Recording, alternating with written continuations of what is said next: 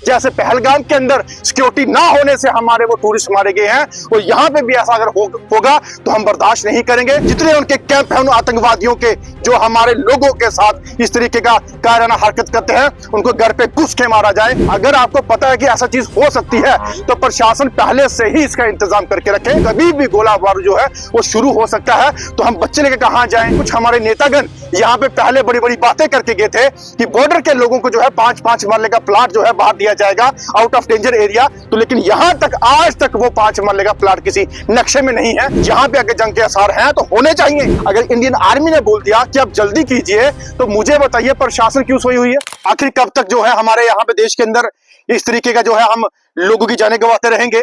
कभी हमारा जम्मू के अंदर, कभी अपना बसोली के अंदर, कभी कठुआ के अंदर, कभी कश्मीर के अंदर, कभी उधमपुर के अंदर, कभी अखनूर के अंदर। आखिरकार इतना माहौल जो खराब हो चुका है, और हमारी सरकारें, हमारे प्रशासन क्यों ऐसा अनदेखा करते हैं इसको? अगर हमारे पास पावर है, हमारे पास ताकत है, और हमारे प्रधानमंत्री जी बोलते हैं, अमित शाह जी बोलते हैं कि हमने रफेल लेके आ गए, हम वहां पे फाइटर जेट ले लिए, हमने तमाम जो है आर्मी के लिए अच्छी मजबूती के लिए जो है गोला बारूद लिया है। क्या रखा हुआ? शोरूम में से रखा है उसको क्या अंदर रख के बंद करके रखेंगे? चलाइए उन लोगों के ऊपर जिन्होंने देशवासियों के साथ गद्दारी की है, चलाइए उनके ऊपर जिन्होंने देशवासियों के साथ यहाँ पे आके निर्मम हत्या की है। उन आतंकवादियों के वो संगठन, वो जो उनके कैंप है, उनको खत्म कीजिए। कि हमारे देश के अंदर अगर आने से पहले वो 1000 बार सोचें कि अगर हिंदुस्तान के अंदर जाना है तो मौत के घाट उतारे जाओगे। और हमारे जो पड़ोसी मुल्क है वो दुश्मन हमारा मुल्क है, और जो पाकिस्तान कायराना हरकत करता है उनको बढ़ावा देता है, उनको अपनी मिलिटेंटों को। लेकिन मुझे बताइए, उनको भी मुंह तोड़ जवाब देना चाहिए। यहाँ पे अगर जंग के आसार हैं तो होने चाहिए, एक बार होने चाहिए, क्योंकि बार बार जो है हम चीज नहीं देख सकते।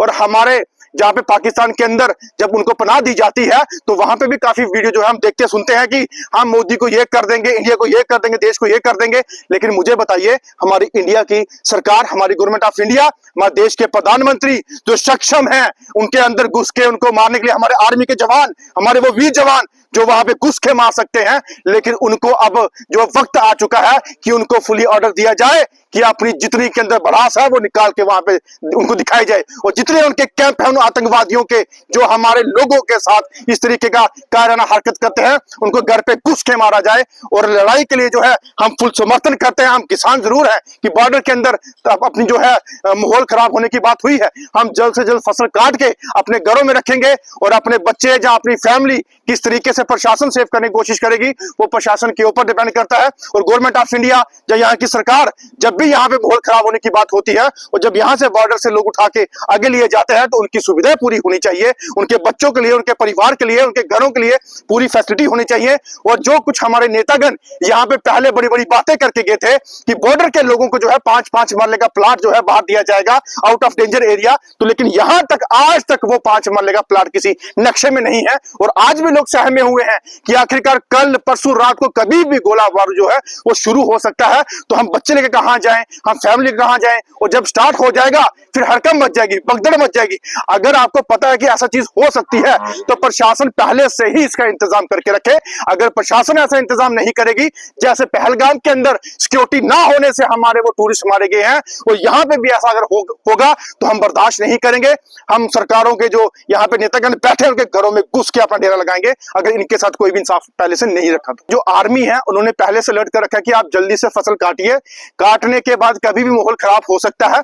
लेकिन गवर्नमेंट ऑफ जम्मू कश्मीर, अपना एडमिनिस्ट्रेशन ऑफ जम्मू कश्मीर, इनकी तरफ से अभी कोई भी ऐसा ऐलान, कोई भी ऐसी फैसिलिटी, कोई भी ऐसा प्रावधान आगे नहीं रखा गया कि कल को, परसों को, रात को कभी भी कुछ अगर हो जाए तो इनके लिए कहां पे स्टे है, कहां पे रहना है, कहां पे व्यवस्था है, बच्चों के लिए, इनके माल मवेशियों के लिए या फैमिली के लिए खाने का इंतजाम, रहने का इंतजाम, ऐसा कुछ भी नहीं अभी जो है यहाँ पे बताया गया। अगर ऐसी चीज हो सकती है, आखिरकार यहां से नहीं, अगर वहां से गोली शुरू होती है तो तब भी लोगों को भागना पड़ेगा। तो हमारी एडमिनिस्ट्रेशन सोई हुई है।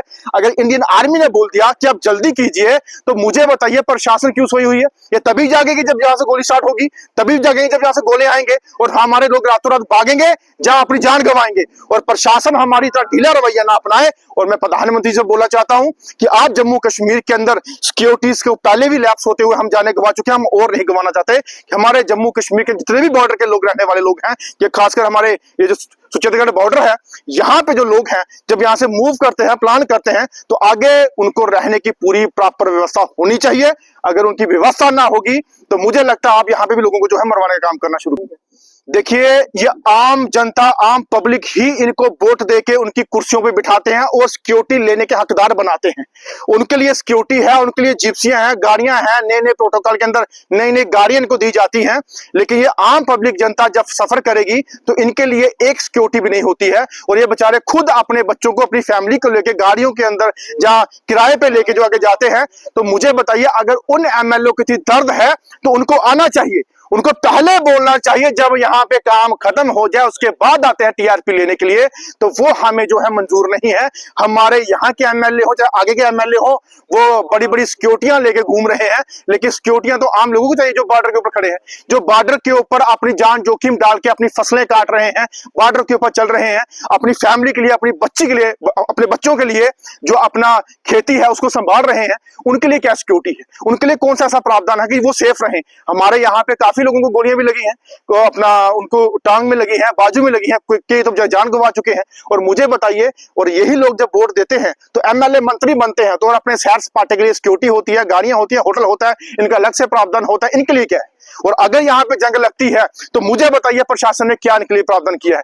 क्या इनके लिए आगे जो है व्यवस्था की है जिस वजह से ये सेफ रहे? मुझे बताइए, एक भी ऑर्डर यहाँ से कोई पास हुआ या बोला गया है कि अगर कल को लड़ाई लगती है तो आपने क्या इंतजाम किया है? ये मैं एडमिनिस्ट्रेशन को एक सवालिया निशान खड़ा करना चाहता हूं कि आपने कौन सी ऐसी जो व्यवस्था है आगे कि इनके लिए कैसे रखी है, किस तरीके से रहेंगे, कैसे इनको खाना देंगे, कैसे इनके बच्चे रखेंगे, किस तरीके से आगे इनको रखा जाएगा? ऐसा एक भी चीज अगर आपने की है तो हमें बताइए। अगर नहीं की है तो उसे करने का प्रयास जल्दी से जल्दी कीजिए। माहौल इतना खराब है कि कभी भी किसी भी रात को कुछ भी हो सकता है।